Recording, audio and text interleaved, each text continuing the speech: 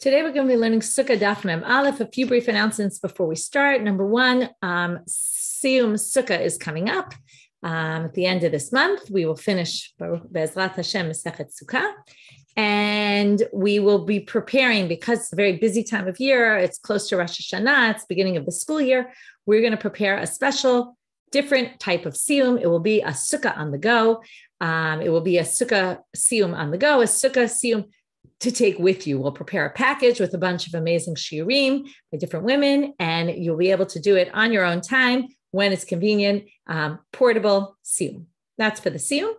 Number two, I want to point out that I've been off Zoom for the summer because of I've been away out of town. I'll be coming back the end of this week, and the Zoom will restart on Sunday, this coming Sunday, which is August.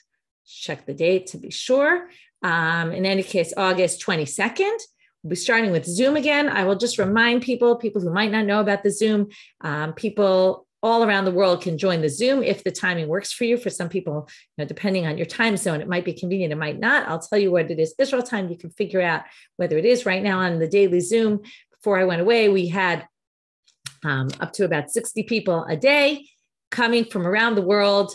In Australia, in the West Coast, in America, and the East Coast America, England, it's a bit early, and Europe, but there are people from all different places, from the Midwest, all different places around the world who come on the Zoom, obviously in Israel. So the Zoom is at 7:10 every morning. In Hebrew, it's on the Hebrew Zoom. If your Hebrew's good and you want to join the Hebrew Zoom and the timing is better, it's at 6:20 in the morning every day.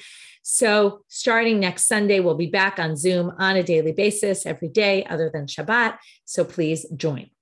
Okay, with that, let's get started with our daf.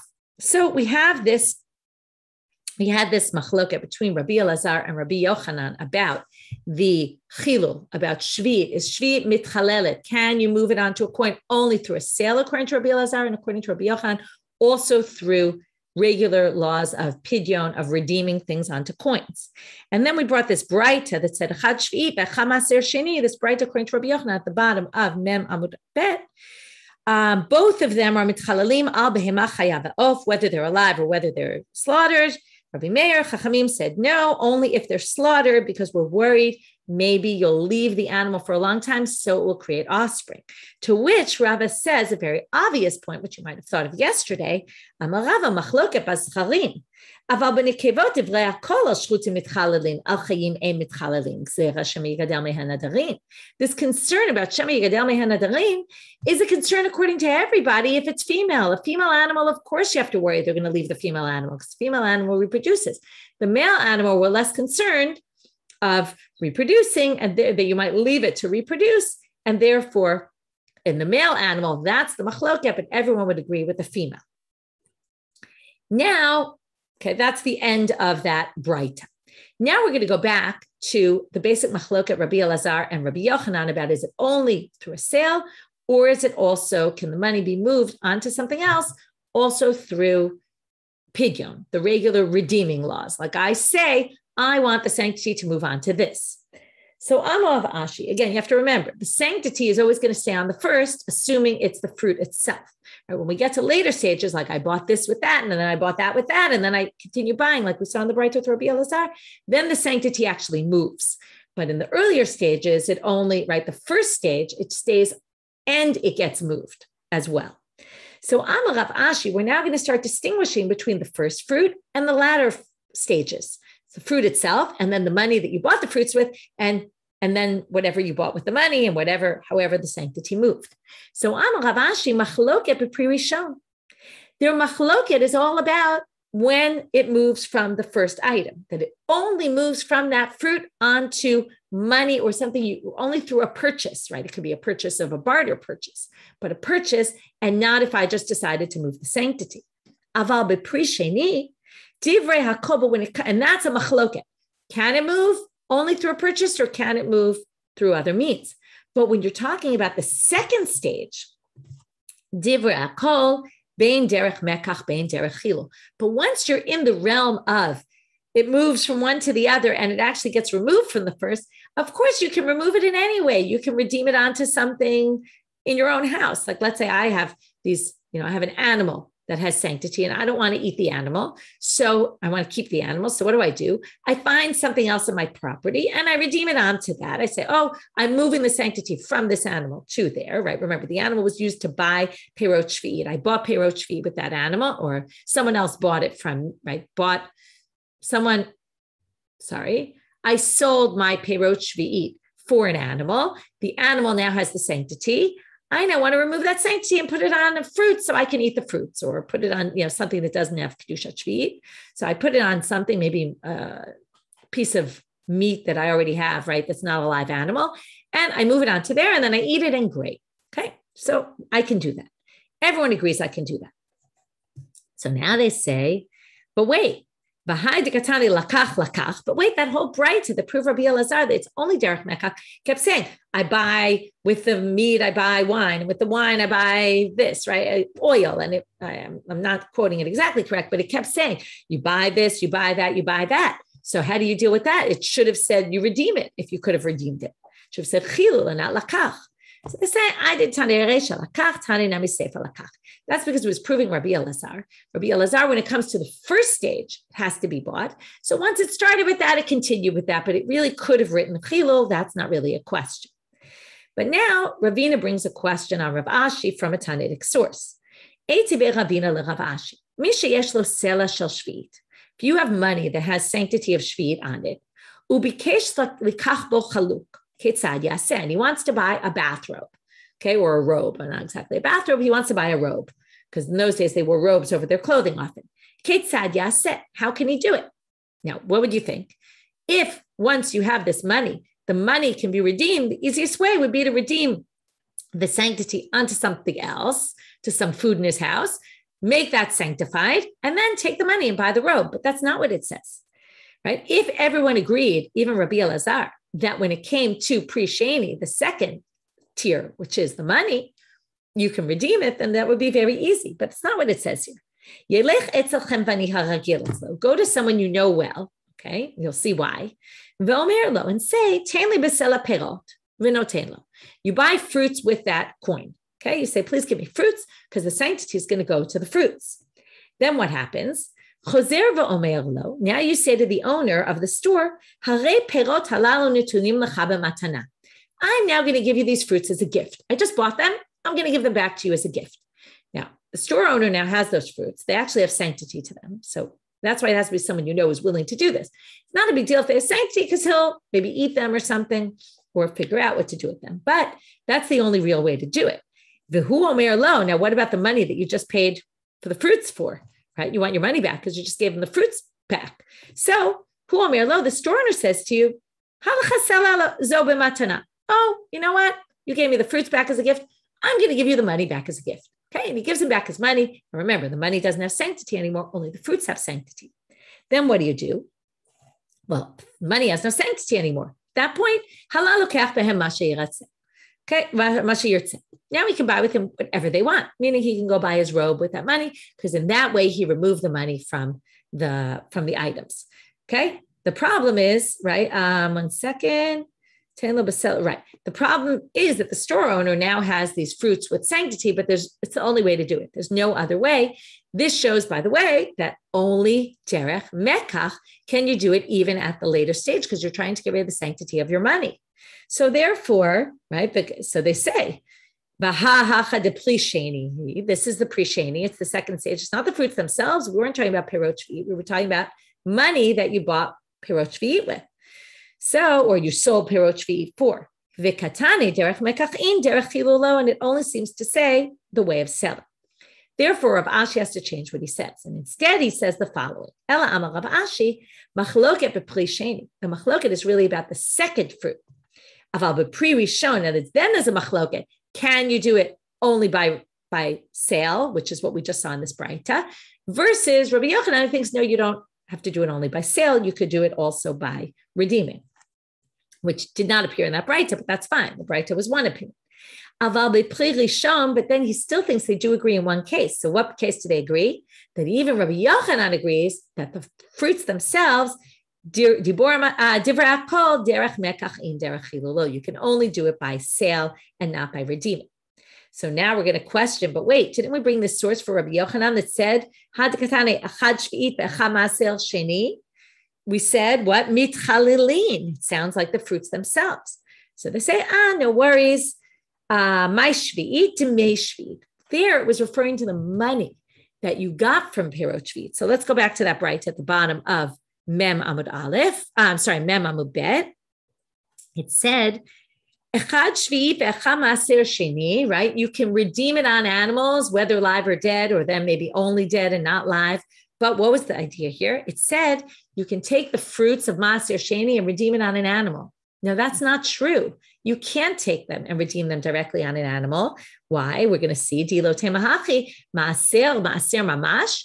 If you think shvi'it is the actual fruits, then the maaser sheni would be the actual fruits, and you can't do that. Because hakti v'tzarta kesef biyadecha. The only way you can redeem second tithe produce, maaser sheni, is to say, I'm going to take this produce and I'm going to redeem it on a coin, because it says, and then take the money with you, use it in Jerusalem to buy animals. So when it talked about redeeming them on animals, they were talking about redeeming them on animals in Jerusalem with the money that you brought to Jerusalem. You can't redeem fruits on fruits or fruits on animals or anything like that. No, you have to redeem it onto money. And then with the money, you can put it onto there. So likewise, since there, Ela Demei Maaser, Hachanami Demei Shvi, you could say that that Braita was only talking about money used in a sale with Shemitah produce, in which case it's only pre-Sheni that it says Chilul, that Rabbi Yochanan says Chilul, but he would agree that the pre-Rishon, the fruit itself, can only transfer sanctity to a coin if you actually purchased, when you buy the fruits, but not otherwise. You can't do a pidyon and try to move it onto a coin. It doesn't work. It's not effective. Besides that, it won't remove it from the Shemitah. That we know already, it won't remove from the Shemitah produce, but it doesn't even make the coin sanctified because it's an irrelevant action. Okay, with that, we finished our topic of Shemitah, and we're now going to move on. As I mentioned yesterday, there's both a Gefet and Daf Mishalahem. They only went up later on yesterday at some point. So if you looked yesterday and you didn't see them, they should be up now on the site. So you can Daf Mishalahem always goes up Sunday night, and Gefet also went up sometime again Sunday night Israel time. Gefet also I think was put up at night. So you can look now and you can see. Gefet talks about Machlokah Rashi Tosfot, some issues related to Shemitah, and Daf Mishalahem also gets into issues related to Shemitah. It's a good intro, considering it was during the Shemitah year, good extra material to delve into. Okay, new Mishnah. Originally, these are one of those Mishnayot that discuss what happened and then what changed. So in the beginning, they would take the Lulav in the temple all 7 days, ubimidina yom echad. But outside the Beit HaMikdash, only 1 day. Okay, before we go on, I'm going to read to you, this is very important, to read the verses in the Torah. So the verses in the Torah are Vayikra Kaf Gimel, chapter 23, and it says there, we've seen this pasuk many times, but now we'll see the entire pasuk. It says, pasuk Mem 40, Ulakachtem lachem bayom harishon, take for you on the first day, pre-eitz hadar, kapot marim, anafetz avod, arvei nachal, we spent a long time on those. Usmachtem lefnei Hashem Elokechem shivat yamim, and then you should be rejoiced before God for 7 days. Now, it says, take for yourselves on the first day, and then it says, rejoice before God for 7 days. So what do they say, right? In the Mikdash, 7 days, because it says rejoice before God is in the temple.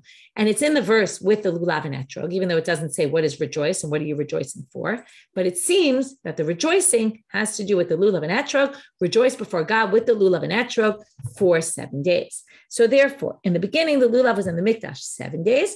But if you were outside the temple, they only took a Lulav 1 day. Mishacharav Beit HaMikdash is very famous. Once the Beit HaMikdash was destroyed, he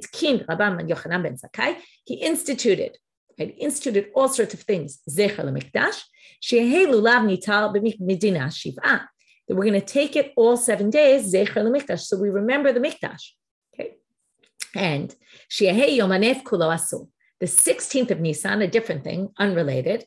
Another thing he instituted was the whole day of the 16th is going to be forbidden to eat chadash, new wheat. Normally, the new wheat was allowed from when the sacrifice of the Omer was offered on the 16th of Nisan, after the first day of the holiday. They would offer it at some point. As soon as they offered it with the new grain. Then it would permit all the new grains. Until then, people wouldn't use the new grain. So once the temple was destroyed, he said the whole day no one can eat the new crop until the next day. We'll see, or until the end of the day. We'll see why that is in the Gemara. It's interesting is there's other lists. There's lists in other places in the Gemara that talk about other things. Zeichel Churban, we know from like weddings, we break a glass, we do, you leave, the Gemara talks about leaving a place in your house unfinished. Zeichel Mikdash. These are different lists. I just want you to pay attention, and commentaries talk about the differences between them, because these are remembering how things were done then, although Yom HaNef is a little bit different. We'll have to get to that. But Lulav is remembering how they did it then, almost so that when we rebuild the temple, we'll remember, right? Remember, he's in the time right after the destruction, and they think soon the temple is going to be rebuilt. So let's keep certain things going that went in the temple that weren't outside the temple, but now let's do them outside the temple so that people don't forget. And what are we doing basically? Again, Yom HaNef is a little bit different, but we're keeping it similar to the way it was done then, as opposed to leaving an unfinished space in your house, which is not something they did then. That's out of a law of Avelut. We're sad that the temple was destroyed. We want to remember that there's some loss in our lives. We're going to do something not that was done then. We're going to do something different to recall that we once had a temple. These are very different natures, right, of a mitzvah. Two different types. So I just want to put it out there in terms of things that we do that are Zecher L'Mikdash. They're not all the same type of Zecher L'Mikdash. Okay, Gemara starts off. Minalan Avdinan Zecher L'Mikdash. How do we know that we're supposed to do things Zecher L'Mikdash the way it was done then? Amar Rabbi Yochanan Damarcha Ki E'la Rucha Lach Umimakotecha Erpe'echnu Mashem. When, right, I heal your wounds. Ki Nidacha Karulach, because you were, right, you were a nidach, you were kind of left there. Tzion hi doresh en la. Okay, so this is Tzion and doresh en la. There'll be nobody looking for it. Right? It's describing like this bad time that no one will be looking, right? But it's saying, and when I heal you from this, etc. Doresh en la. So it's saying, right, it's describing this time when nobody will be even remembering or searching for it. Michlal de baya drisha. From here, it needs drisha. It needs you to be thinking about it. It needs you to do things to remember it. Now we're going to talk about the Yehei Yom HaNef and try to understand it. My time, what's the reason? We're worried. Again, this is what I said before. These are because we're worried the Beit HaMikdash might be rebuilt. And what will happen? Yomru, and let's say they ate from the morning, because there is no Omer sacrifice. So as soon as the day comes in, it should be allowed. Right? When there's an Omer sacrifice, you have to wait till the Omer was done. But when there isn't, maybe you'll do it in the morning. So if we let people do it in the morning, maybe next year the Beit HaMikdash will be rebuilt.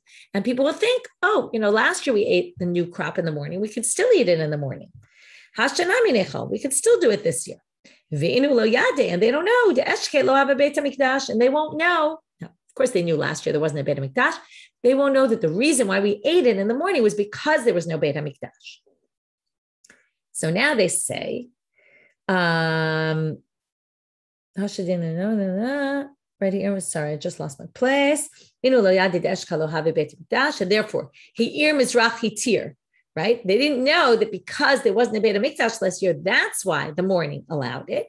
Hashtadika Beit HaMikdash, Omer Matir. But now that there's a Beit HaMikdash, it's only the bringing of the Omer sacrifice that will allow it. So now they say, what exactly are we worried about? Di'ibane ema, that it's rebuilt when? If it was rebuilt on the 16th, then the truth is, if it was rebuilt that day, then when the morning hit, there was no possibility to bring an Omer because the Beit HaMikdash wasn't there yet, in which case the morning would be fine. So it can't be that. What if it was built on the 15th?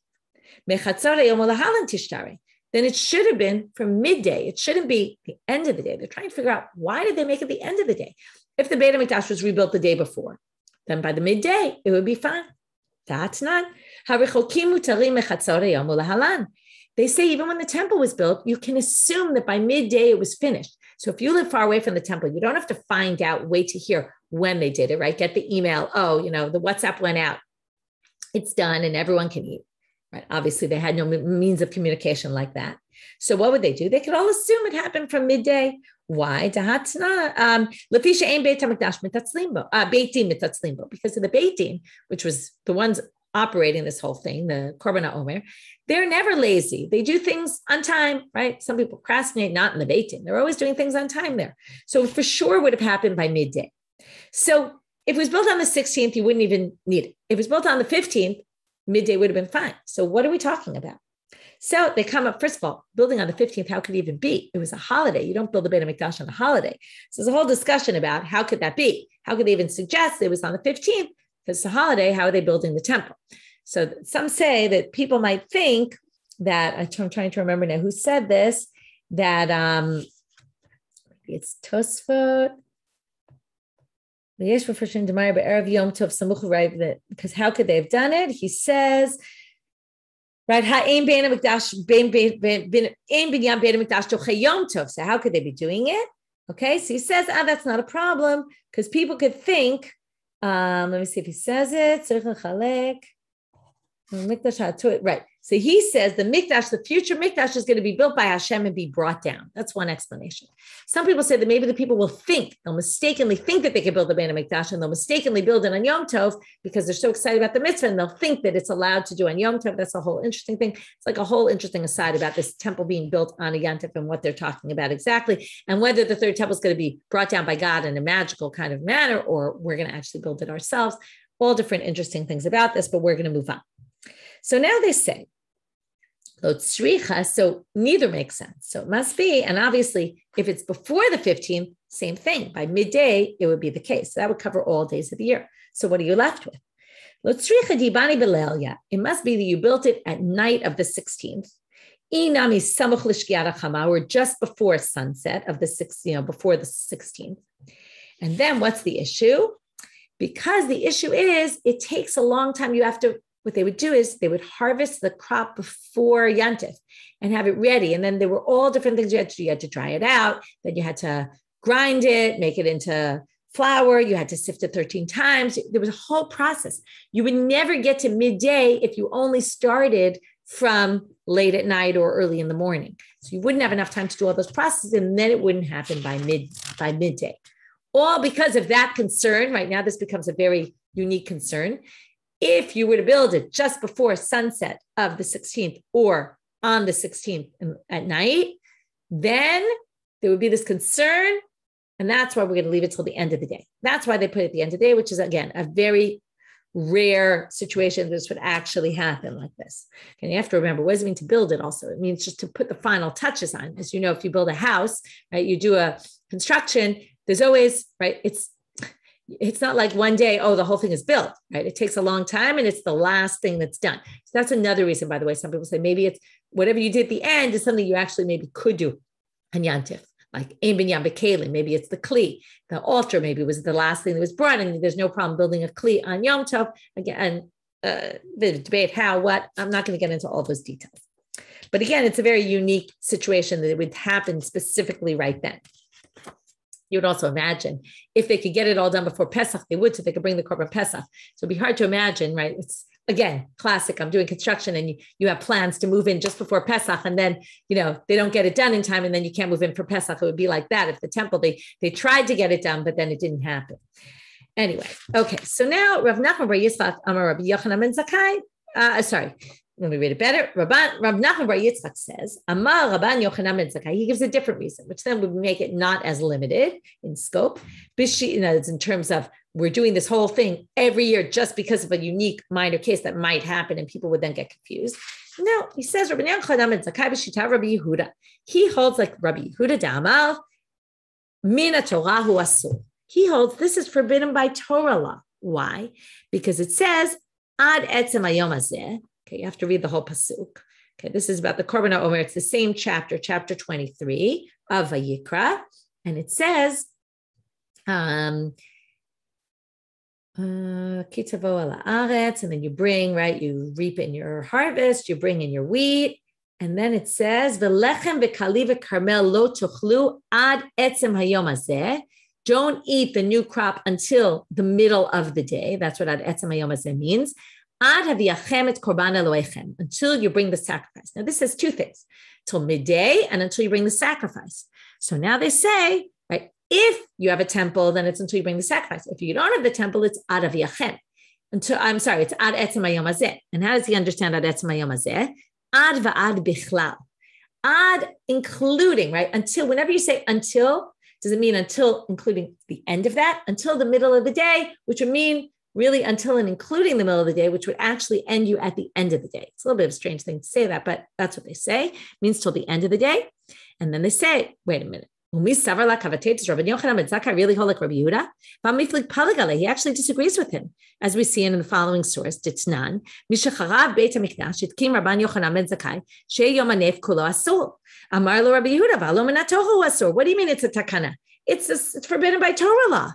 Shtichtiv ad etzem hayom hazeh ad itzumo shel yom. It's forbidden the whole day. Rabbi Yehuda disagrees with him. You can't say Rabbi Yochanan ben Zakkai agree with Rabbi Yehuda. Rabbi Yehuda comes and disagrees and says, what are you talking about? You're instituting some new thing. This is a Torah law. And they know it was a Torah law before because they never had to deal with it because the trouble was always there. But he says, what do you mean? The Torah already stipulates what to do in the time when there's no temple.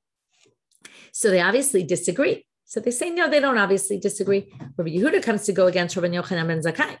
But what he's really saying is, Rabbi Yehuda hu dekatai, he was mistaken when he heard Rabbi Yochanan ben Zakkai. Who savar midrabanan ka'amal, velohi midoraita ka'amal. He thought that Rabbi Yochanan ben Zakkai, when he instituted this, was saying, I'm instituting a new law on a rabbinic level. But no, he really meant, right? He really meant it was doraita. Because Rabbi Yehuda didn't understand him to institute, right? So now they're going to say, Hitkin kamar, but it says hitkin. Hitkin means he instituted something new, like a takana de Rabbanan. That's always the usage of it. They say, no. My hitkin darash hitkin. No, hitkin means he looked at the verse and understood something that they didn't know before, and he explained that to them and instituted that now you should know things have changed. Now we're going back to a different right? The different part of the Torah that we've never dealt with before, which is in the event without a temple. This is how we do it. So we have two ways to view Rabban Yochanan ben Zakkai.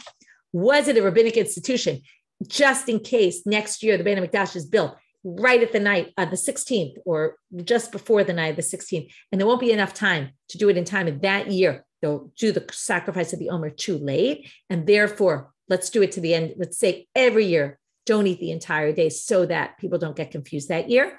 Or is this really a Doraita law? And all Rabban Yochanan ben Zakkai was saying is, now that we have no temple, we have to go by what the Torah stipulates for not having a temple, which is ad etzem hayom hazeh, and then you have to understand ad as ad up to and including the entire day, which means forbidden the whole day.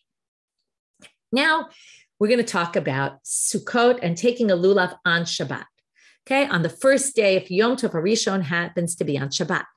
Yom Tov Harishon shel Chag shechal liyot b'Shabbat. Nowadays we don't take a Lulav at all, but in those days they did. We don't do it because of Zera de Rabba. We'll see that later. But right now we're going to talk about what they did then. On the first day of Chag that happened on Shabbat, Kol ha'am molichim et lulavehem lebeit haKnesset. Everybody brings the lulav to shul. Lemochorat, they bring it all before because you can't carry, so they bring it all before Shabbat. Lemochorat mashkimim u'ba'im. Everybody gets there early. Kol echad ve'echad makir et shelo v'notlo. This is an amazing line. Everybody gets there. They identify their own lulav because remember, everybody has to own their own lulav, right? Mipnei shamru chachamim ein adam yotzei yidei chavato b'yom tov harishon b'lulavo shel chavero. So you can't use anyone else's lulav. So everyone has to kind of put their lulav in a special spot, know where it is, go the next morning and get their lulav, right? Hard to imagine how this would happen. You can imagine there being a lot of confusion. In fact, I was just over Shabbat. It was very funny. My daughter's made an album of a trip of theirs, and I was looking through it. And it said there, it said in the album, they went on this trip to France and they spent a Shabbat in Strasbourg. And in Strasbourg, they stayed at someone's house who was Moroccan. And the woman was telling them all about these Moroccan customs. And she said that the woman was telling her that back in Morocco, there was one oven in the community. And everybody before Shabbat would bring their chulent to the oven and put their chulent in the oven.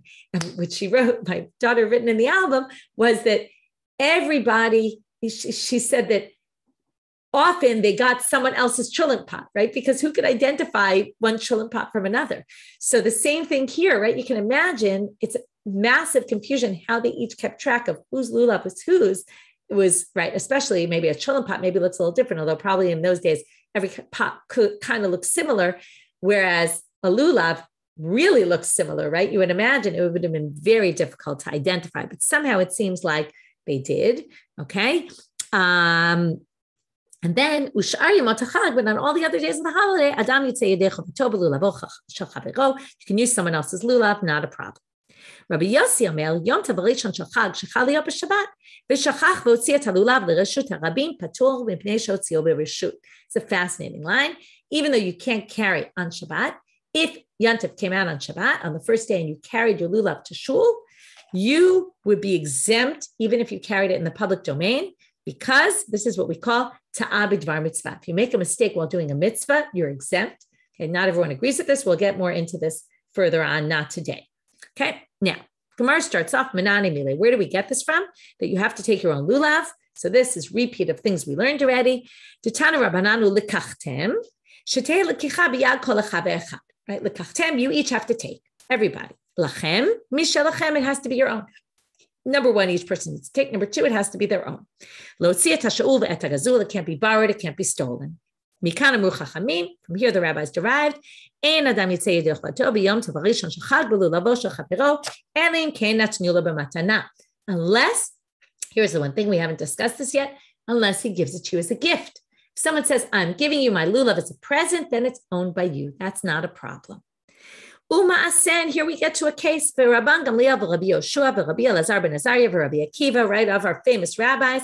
Shayu ba'im b'sfina, they were on a boat, right? Remember, they were on the boat in Sukkot, and the Rabban Gamliel and Rabbi Akiva, and the Sukkah blew away, and Rabban Gamliel laughed at Rabbi Akiva. So here again, they're on a boat on Sukkot. V'lo haya lulav ele Rabban Gamliel bilvad. He was the only one who had a lulav. Now, in a minute, we're going to see why. Shelekacho be'elef zuz. He bought it for 1,000 zuz, which is a sick amount of money. Okay, apparently they were in a place where there were no lulavim. He went, found one for a huge, crazy price, but only he had one because he was the only one, I guess, who could afford it. So what'd they do? Nitalo Rabban Gamliel v'yatzabo. So he took it, right, shook the lulav and was yotze, fulfilled his mitzvah. Nitano Rabbi Yoshua b'matana. He gave it to Rabbi Yoshua as a gift. Nitalo Rabbi Yoshua v'yatzabo. He does the mitzvah. Unitano Rabbi Elazar ben Azariah b'matana. He gives it to Rabbi Elazar ben Azariah as a gift. Nitalo Rabbi Elazar ben Azariah v'yatzabo. Unitano b'matana Rabbi Akiva. They basically go down the line. Each one gives it as a gift. Nitalo Rabbi Akiva v'yatzabo v'chziro leRabban Gamliel. And he gives it back to Rabban Gamliel. So now the Gemara asks, Lama li l'meimer hechzira? Why do they have to tell you that he returned it to Rabban Gamliel? Why is that important? So they say, Milta agav orchei kamashma. They want to teach you something. Another halacha about this, matana menat lachzir shma matana. If you give someone a gift on the intent that he's going to return it to you, so I'm giving you as a gift, but you have to return it to me, that's still a gift. It's still his for the moment that he gets it. Okay, because in this case, obviously, Rabban Gamliel wanted it back. First of all, he had spent 1,000 zuz and he needed it for the rest of the holiday. So, ki hada amarav, as Rava said, if you say, halacha etrog ze al manat shetachzireu li, if you say, this is your etrog on the condition that you're going to return it to me, nitalo v'yatzabo, hechziro yatza, lo hechziro lo yatza. This is fascinating. If you give it to him, if he takes it and he shakes it and he fulfills the mitzvah, and then, notice it doesn't say shaking here. I'm just adding it. It doesn't say shaking here at all. But the assumption is you shook it, I assume.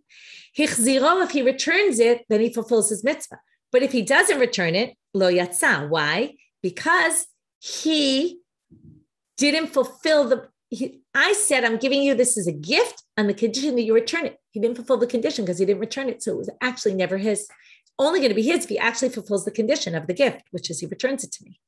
So in that case, he wouldn't be yotze if he doesn't return it. Why does it tell you that he bought it for 1,000 zuz? Why is that important? To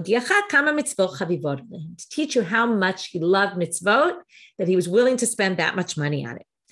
Another thing about loving mitzvot, Amar le Mar bar Meimar le Rav Ashi, Abatziluye kamatzlebe.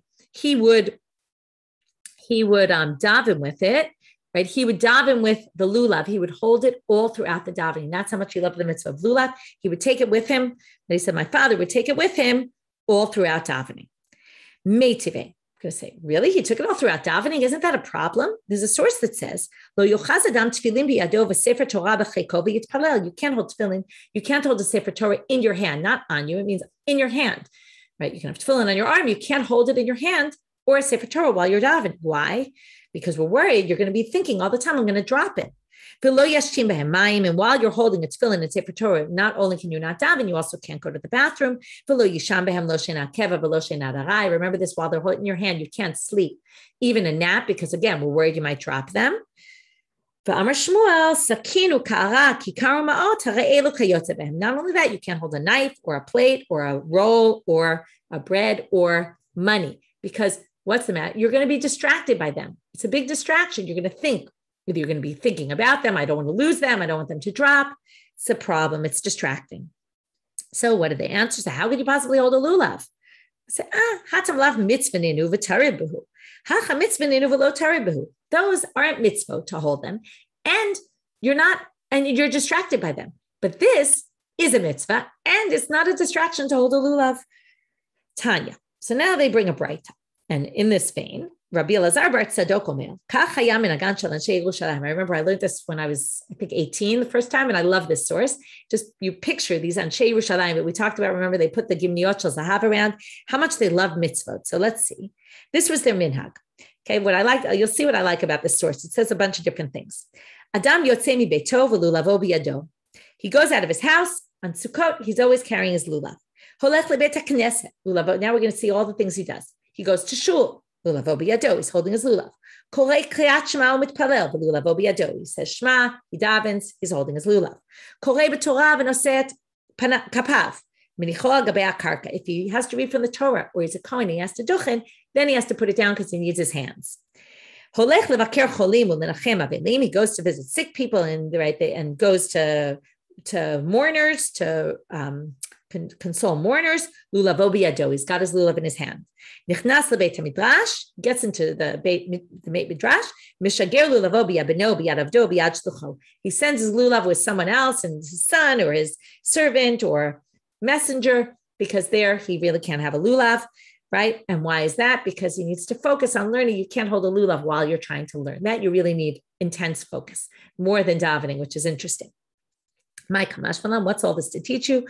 Lo diacha kama yuzrizim b'mitzvot. I love this line because it really shows this was their life. This was what they did during the day. They went to shul, they davened, they went to visit sick people, they went to condolence calls, they went to the Beit Midrash, and they learned, right? This was their daily routine. And everywhere they went, when they could, they were holding their lulav in their hand. They loved mitzvot so much.